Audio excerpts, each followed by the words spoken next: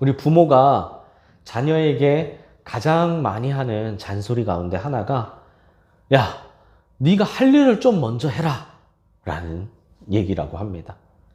아마 이 잔소리를 많이 들으신 분도 그리고 또 이 잔소리를 많이 하신 분도 계실 텐데요.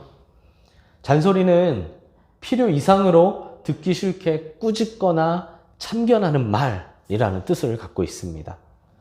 잔소리의 내용 자체는 분명히 좋은 말인 것은 맞는데 듣기 싫어한다는 거죠. 그 말이 틀려서가 아니라 그 말이 맞는 말인데 듣기 싫어한다는 거예요.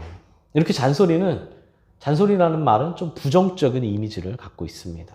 아무리 좋은 말도 때로는 역효과가 날 수 있다라는 거죠. 저도 어렸을 때는 잔소리를 참 많이 들었습니다.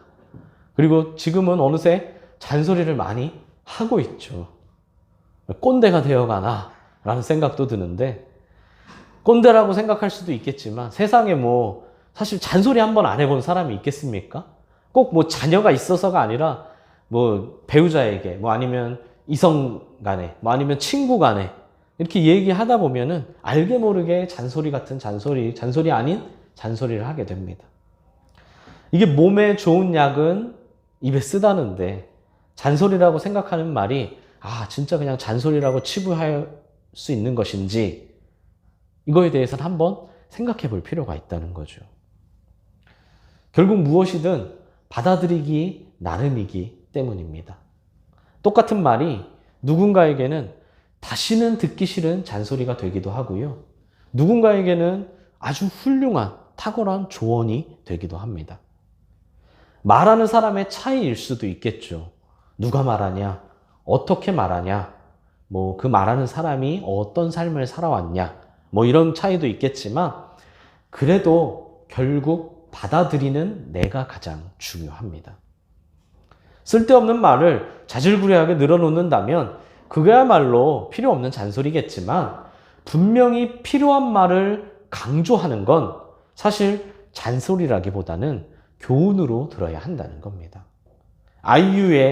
가수 아이유의 노래 가사처럼 하나부터 열까지 다 널 위한 소리이기 때문이죠. 하나님의 말씀도 마찬가지입니다. 성경을 처음부터 끝까지 보면 결국 핵심 주제가 계속 반복됩니다. 창세기부터 계시록까지요. 이를 잔소리로 느끼는 사람도 있고요. 또 어떤 사람은 생명의 말씀으로 느끼는 사람도 있습니다. 말씀이 다른 건가요? 아니죠. 말씀은 똑같습니다. 받아들이는 사람이 다른 겁니다. 그러므로 그 무엇이든 감사로, 겸손으로 받아들이는 우리 성도님들이 되시길 소망합니다. 그런 의미에서 잔소리 같은 질문 하나 하겠습니다. 우리 꼭 해야 할 일, 가장 중요한 일을 먼저 하고 계신가요? 중요한 일을 먼저 하는 습관은 우리에게 굉장히 필요하고 유용한 습관 가운데 하나입니다. 우리에게 주어진 일들은 정말 많이 있죠. 그 많은 일들 중에는요, 중요한 일도 있고 중요하지 않은 일도 있습니다. 또한 긴급한 일도 있고 긴급하지 않은 일도 있죠. 그럼 그 중에서 우리가 가장 먼저 해야 할, 가장 우선순위를 주어야 할 일은 무엇인가요? 긴급한 일이 아니라 중요한 일이죠. 언제나 가장 높은 우선순위는 중요한 일을 먼저 하는 것이라는 겁니다. 보통 긴급한 일을 먼저 해야 한다고 생각합니다. 그만한 타당한 이유도 있고요. 또 그래야만 할 상황도 있습니다. 하지만 정말로 어쩔 수 없을 때 한두 번이지. 계속 그렇게 하다가는 평생 긴급한 일만 할 수밖에 없다는 겁니다.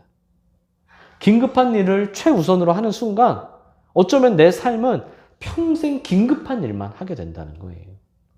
진짜 긴급한 일이 가장 중요한가요? 아니죠. 가장 중요한 일은 말 그대로 중요한 일을 먼저 하는 것입니다.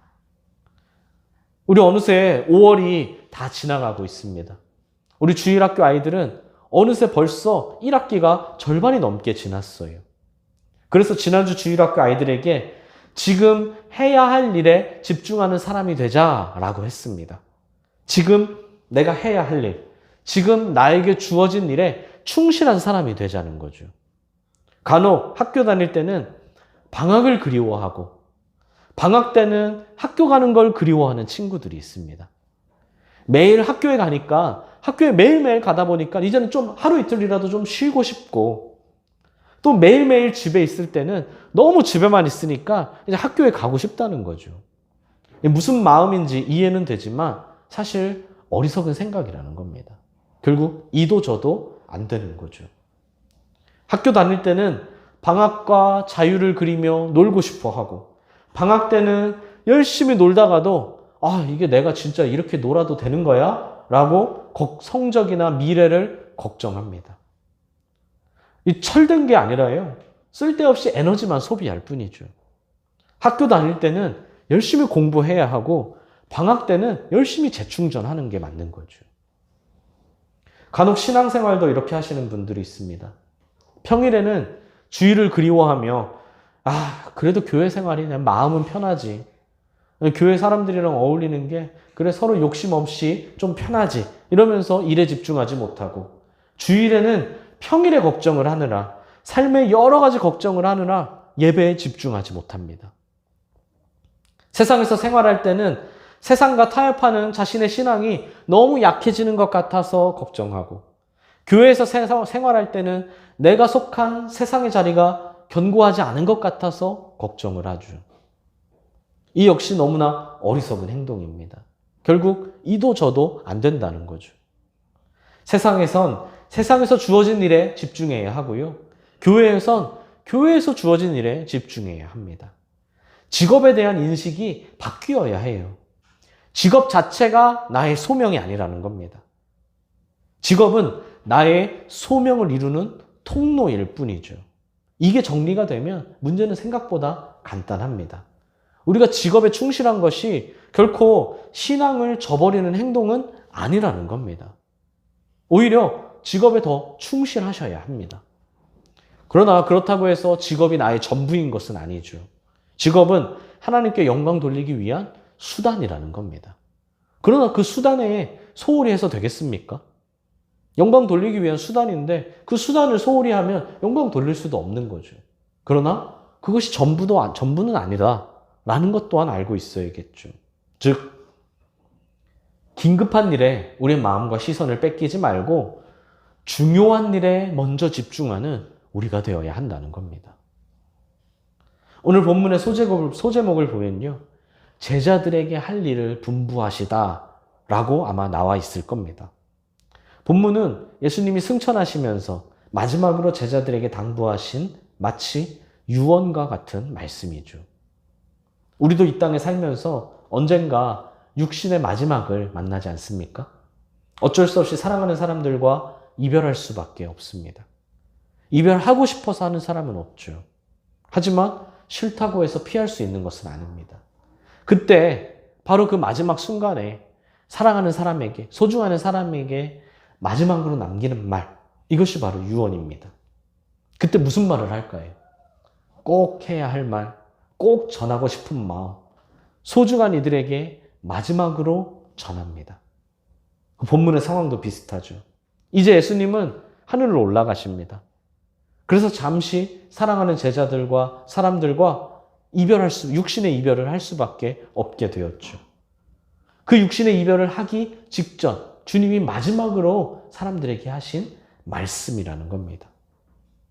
예수님의 말씀을 같이 한번 읽어보겠습니다. 우리 하늘과부터 같이 한번 읽어보겠습니다. 시작. 하늘과 땅의 모든 권세를 내게 주셨으니 그러므로 너희는 가서 모든 민족을 제자로 삼아 아버지와 아들과 성령의 이름으로 세례를 베풀고 내가 너희에게 분부한 모든 것을 가르쳐 지키게 하라. 아멘. 예수님은 우리를 위해 성육신 하시면서 잠시 하나님으로서의 모든 권세를 성부 하나님께 맡기셨습니다. 그리고 인간으로 이 땅에 오셨죠. 그리고 이 땅에서 자신의 몸을 대속제물로 내어주심으로 하나님과 인간 사이에 완벽한 중보자가 되셨습니다. 그리고 부활하심으로 하늘과 땅의 모든 권세, 즉 창조주로서의 모든 권세를 다시 돌려받으셨습니다. 회복하신 거죠.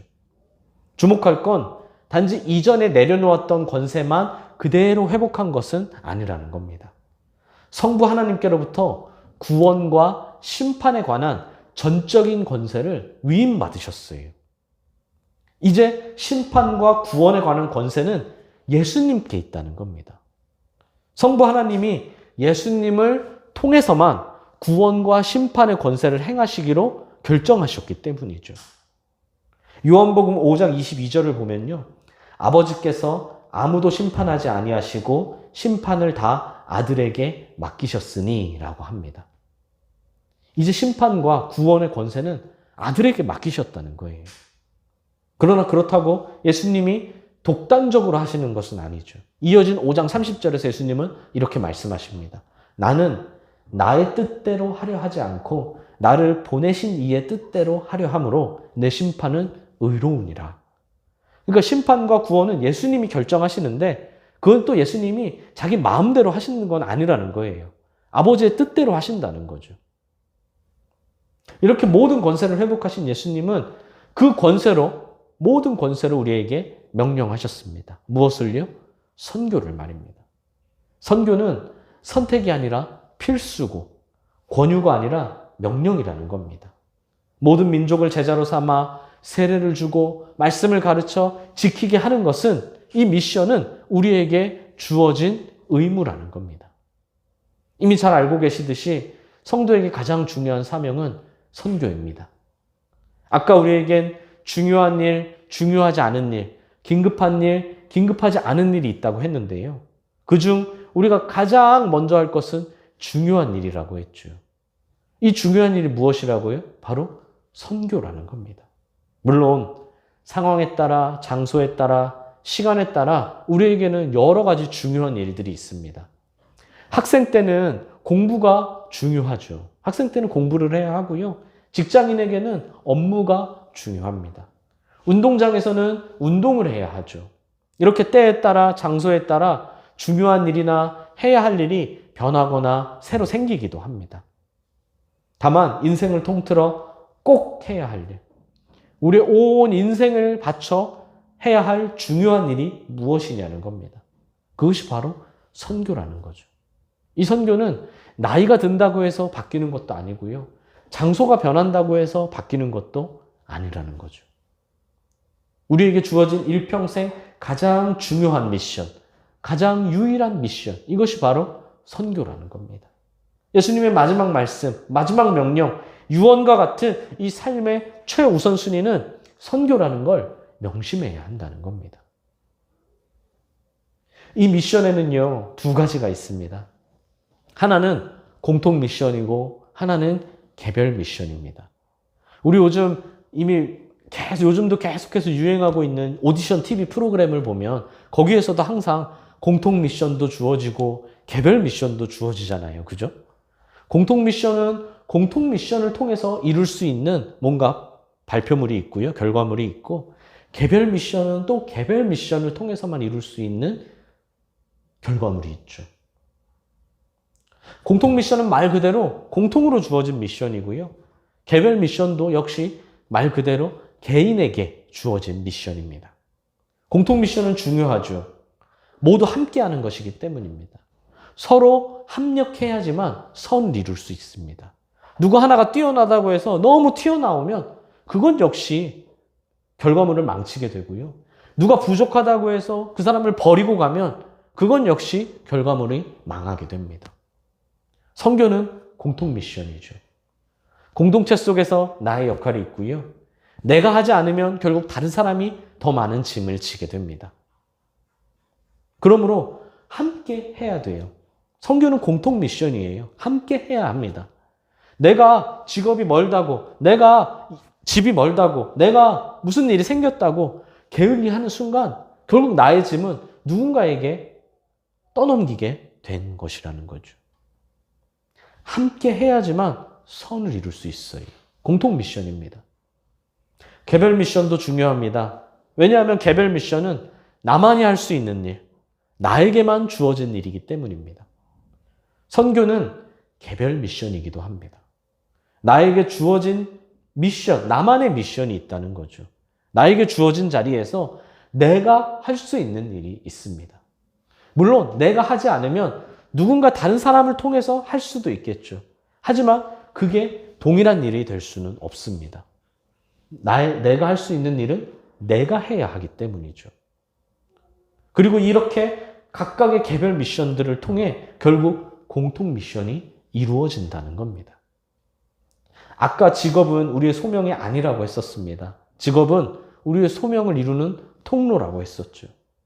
직업을 개별 미션이라고 볼 수 있습니다. 하지만 이 자체가 목적은 아니라는 거죠. 직업 역시 선교를 위한 통로라는 겁니다. 이 가치관이 온전히 정립될 때 먹든지 마시든지 무엇을 하든지 다 하나님의 영광을 위해 할 수 있는 사람이 된다는 겁니다. 그럼 어떻게 해야 이 미션을 온전히 수행할 수 있을까요? 영화 미션 임파서블을 보면요. 주인공 톰 크루즈는 이 미션을 수행하기 위해 자신의 목숨을 겁니다. 오직 이 미션을 달성하기 위해서예요. 그래서 높은 곳에서 떨어지기도 하고요. 먼 곳을 달려 건너기도 하고요. 비행기 위에 올라타기도 하고, 자신의 몸으로 총을 맞기도 하고, 목숨을 걸고 하죠. 동료들의 도움도 있습니다, 분명히. 하지만 결정적인 순간이 오면 결국 주인공의 탁월한 능력으로 해결해내죠. 아주 멋있습니다. 스릴도 있고 참 재밌죠. 보는 우리도 재밌잖아요. 그렇죠? 그러니까 막 영화도 5편, 6편, 7편 곧 있으면 내년인가요? 그 다음 편도 또 나온다고 하는데요. 하지만 영화니까 가능한 일이죠. 우리가 영화 속 주인공처럼 완벽할 수도 없지만 행여 그렇다고 해도 불가능한 일입니다. 그럼 어떻게 해야 할 수 있을까요? 우린 주의 자녀임을 기억해야 한다는 겁니다. 제발 이 사실을 잊지 마시길 바랍니다. 주님은 우리에게 오늘 마지막에 볼지어다 내가 세상 끝날까지 너희와 항상 함께 있으리라 라고 약속하셨죠. 주님이 우리와 동행해 주신다는 겁니다. 언제까지요? 세상 끝날까지. 영원히 말입니다. 이 동행의 은혜는 우리에게 그 무엇보다 가장 큰 은혜이자 희망입니다. 우린 이 험난한 세상을 혼자 살아가는 것이 아니라는 거죠. 물론 열심히 일을 하다가도 열심히 무엇을 하다가 잠깐 뒤를 돌아보면 외로움을 느낄 때가 있습니다. 누가 나를 온전히 이해해 주나요? 부모가 나를 이해해 주나요? 배우자가 나를 이해해 주나요? 형제요? 자식이요? 친구요? 그렇지 않습니다. 부모도 자식을 이해하지 못하고요. 자식도 부모를 이해하지 못하죠. 세상에 몇 안 되는 초등학교 때부터 대학 때까지인 친구가 있다 할지라도 다 이해하지 못합니다. 저도 결혼한 지 이제 오래됐지만 저는 아직도 제 아내를 다 이해하지 못하죠. 우리 결혼한 지 얼마 안 되신 분도 있지만 얼마 안 돼서가 아니에요. 저 오래됐지만 저도 잘 이해하지 못해요. 물론 아내도 저를 잘 이해하지 못하겠죠. 오늘 점심은 먹을 수 있는 거겠죠? 농담 진담 반인데 진담 100%라고 오해하시면 안 됩니다. 근데 인생이 그래요. 외롭습니다. 게다가 인간은요, 만족할 줄 몰라요. 인간은 그냥 먹고 자고 입는 것만으로는 만족할 수 없습니다. 먹어도요, 누구와 먹냐, 무엇을 먹냐, 어떻게 먹냐가 중요하고요. 자는 것도 왜, 언제, 어디서 이걸 따집니다. 입는 것도 그렇죠. 그냥 옷을 입는 걸로 끝나지 않아요. 저는 별로 생전 들어보지도 못한 비싼 메이커들이 막 어마어마하게 있습니다. 가끔 인터넷을 보면요, 그냥 목이 다 늘어난 티셔츠처럼 보이는데 몇십만 원, 몇백만 원이래요. 보기에는 별다를 거 없는 그냥 성경책에 들어간 가죽이랑 비슷한 것 같은데 이런 비슷하게 생긴 또 모양도 크게 다르지도 않습니다. 근데 그런 가방들이 몇천만 원이랍니다. 이렇게 외로운 세상에서, 이렇게 만족이 없는 세상에서 누가 외롭지 않게 살 수 있고 누가 만족하며 살 수 있을까요? 주와 동행하는 사람인 줄 믿습니다. 동행하는 사람만이 즐겁고 행복하고 감사하게 살 수 있다는 거예요. 비싼 세계의 3대 진미의 요리를 먹지 않아도 그냥 컵라면을 먹어도 그냥 김치에 김에 밥을 먹어도 만족하고 행복할 수 있고요. 비싼 메이커, 누가 봐도 와 저건 명품이다 하는 옷을 입지 않아도 행복하고 건강하게 운동할 수 있고요. 우리는 혼자가 아니라는 걸 기억하시길 바랍니다. 나보다 나를 더 잘 아시는 주님이 언제나 나와 동행해 주심을 믿으십시오. 내가 주님을 무시하니까, 내가 주님을 알려고 안 하니까 안 계신 것 같고 모르시는 것 같지, 전능하신 주님은 언제나 우리와 동행하고 계십니다. 세상을 이기신 주님과 동행하며 의지할 때 우리도 이 세상으로부터 승리할 수 있다는 것을 명심하시길 바랍니다. 사랑하는 수원동행교회 성도 여러분, 예수님은 우리에게 선교를 명하셨어요. 지금 우리의 삶은 어떻습니까? 중요한 일을 먼저 하고 계십니까? 아니면 긴급한 일에 몰두하고 계십니까? 20, 30년을 살았든 40, 50년을 살았든 60, 70년을 살았든 중요한 일을 먼저 하시길 바랍니다. 혹시 지금까지 긴급한 일만 해오고 계셨던 것은 아닌가요? 20살에도 21살에도 말입니다. 혹시 그렇게 긴급한 일에만 빠져서 60살, 70살, 80살까지 살고 있는 것은 아닌가요? 긴급한 일만 처리하기에 급급하며 말입니다. 내가 이번 긴급한 일만 끝내면 이젠 중요한 일을 해야지 라고 다짐했지만 과연 긴급한 일의 끝이 있던가요? 이 시급한 일을 끝내고 나면 또 다른 시급한 일이 생기죠. 그러다 보면 중요한 일은 평생 뒷전입니다. 중요한 일을 하시길 바랍니다. 선교는 우리 평생의 목표이자 최종 목표이고 가장 중요한 일임을 기억하십시오. 제 말이 아니라 예수님의 말씀입니다. 유언과도 같은 예수님의 말씀, 명령을 기억하고 순종하셔야 한다는 겁니다. 사랑하는 사람의 유언, 심지어 이 일면식도 없지만 유명한 사람의 유언은 우린 귀담아 듣고 마음에 새기면서 예수님의 말씀은 어디에 있습니까? 누가 지키고 있습니까?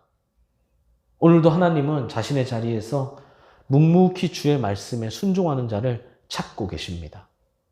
그 주인공이 우리 성도님들이 되시길 소망합니다. 산타의 존재가 늘 의심스러웠던 한 초등학생이 있었어요. 하루는 아빠와 등산을 하는데 한 스님이 무거운 짐을 지고 산 중턱에서 잠시 쉬고 있는 장면을 봤습니다. 그러자 아빠가 스님에게 물었죠. 스님, 뭐 하시는 중이신가요? 그러자 스님이 대답했습니다. 아, 산타는 중입니다. 그러자 아이가 생각했습니다. 아, 산타가 중이구나. 산타는 중입니다. 무슨 말인지 모르시면 그냥 넘어가시면 되고요. 우리 오늘 17절을 보면요. 부활하신 예수님을 눈앞에 두고도 여전히 의심하는 자들이 있었습니다. 그 자리에는 이 11명의 직속 제자 외에도 약 500여 형제가 함께 있었기 때문이죠. 그들은 예수님의 유언과 같은 말씀을 듣고 있는 와중에도 여전히 의심하는 마음을 가지고 있었습니다. 의심이란 단어를 어떻게 해석하는지에 따라 여러 가지 해석이 나올 수 있겠지만 적어도 그들은 여전히 믿음이 부족한 상태였던 것만은 확실합니다. 믿음이 없다고는 할 수 없을 겁니다. 하지만 온전히 예수님을 믿지 못했습니다. 한쪽은 예수님께, 한쪽은 세상에 계속 양다리를 걸쳤죠. 그들이 예수님의 명령을 듣고 바로 움직이며 순종했을까요? 아마 아닐 겁니다. 아직까지 결정하지 못하고 계속 머뭇거렸을 겁니다. 한 일주일, 한 달 그랬을까요? 누군가는 그랬을 수도 있겠지만 누군가는 1년이 지나도 2년이 지나도 5년이 지나도 10년이 지나도 계속 머뭇거리며 고민하고 있었을 겁니다. 혹시 그들의 모습이 나의 모습은 아닌가요? 믿음이 없는 것은 아니지만 딱히 믿음으로 살지도 못합니다. 말씀에 아예 순종하지 않는 것은 아니지만 그렇다고 내가 받을 피해까지 감수하면서 순종하는 것도 아닙니다. 좋은 게 좋은 거지 라는 말이 마음에 와닿습니다. 내 인생은 내 거야 라는 말이 그립습니다. 한쪽 발을 예수님께 걸쳐놓으니 자꾸 이 걸쳐놓은 발 때문에 나만 손해보는 것 같습니다. 그렇다고 양쪽 다 세상에 걸쳐놓자니 지금 당장은 아닌데 나중에가 좀 걱정되기도 합니다. 그러다 보니 계속 양쪽 발인 거죠. 한쪽은 세상에, 한쪽은 주님께. 그렇게 하루 이틀, 10년, 20년, 70년, 80년 긴급한 일에 몰두하며 살게 됩니다. 요즘 따라 내 거인 듯 내 거 아닌 내 거 같은 너라는 유행어 가사처럼 주님의 제자인 듯 제자 아닌 제자 같은 삶을 살고 있지는 않으신가요? 이건 제자가 아닌 건 아닌데 그렇다고 제자도 아닌데 무엇이 먼저인가요? 이제 답을 내리고 그 답에 걸맞은 삶을 사셔야 합니다. 오늘 본문은 성경 전체는 우리 인생에서 가장 중요한 것이 무엇인지를 명확하게 답을 주고 있습니다. 아직까지 답을 고민하고 계시진 않나요? 답은 이미 나왔습니다. 답이 고민이 아니거든요. 그 답을 알았다면 답대로 사는 우리의 삶이 남았을 뿐입니다. 그러므로 순종하는 우리 성도님들 되시길 소망합니다. 중요한 일을 먼저 하시는, 긴급한 일에 마음을 뺏기지 않는 우리 성도님들, 그래서 세상에서 넉넉히 승리할 수 있는 우리 성도님들이 되시기를 간절히 소망합니다.